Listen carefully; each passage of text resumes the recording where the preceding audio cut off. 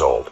The couple is receiving a radio as a Christmas gift from the Klan, a gesture that, although seemingly kind, carries a dark irony given the organization's racist and violent history against African Americans.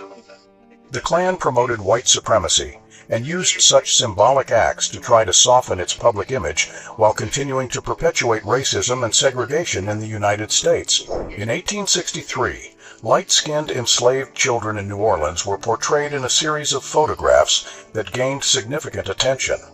Although they appeared white, these children were legally considered black due to the one-drop rule, which determined that anyone with any African ancestry, no matter how small, would be classified as a slave.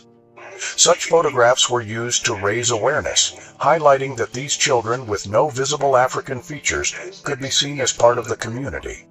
This helped encourage support for the creation of schools for newly emancipated slaves in New Orleans.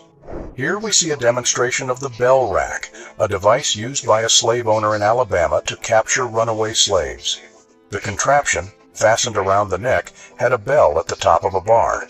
When the enslaved person tried to escape through foliage or trees, the bell would ring, alerting the owner. The bell rack was also fixed around the waist of the enslaved person by a belt, limiting movement and making escape even more difficult. In this late 19th century photo from Brazil, we see an enslaved woman playing with her master's child.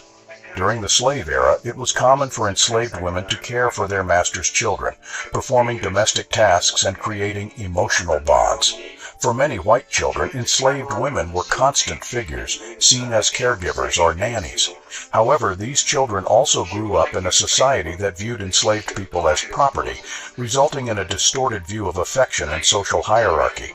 In this photo, on the left, we see Jesse L. Birch, a bailiff, and Frank M. Rockwell, the local sheriff, on the right, while an African-American woman sits between them. Jesse appears to be pointing his gun at the woman's head, creating a scene of intimidation and violence. This type of image was common to demonstrate the power exercised over African Americans through fear and constant threat. Australian Aboriginals chained in the Wyndham Prison, Western Australia, 1902. Much like enslaved Africans in other parts of the world, Aboriginal people were often treated as inferior and dehumanized, forced to live under brutal conditions, and chained like animals. In addition to being deprived of their freedom, Aboriginal people were subjected to policies aimed at civilizing them, causing impacts that still affect indigenous communities today. An African American being whipped inside a prison in the United States in 1889. Although slavery was officially abolished in 1860,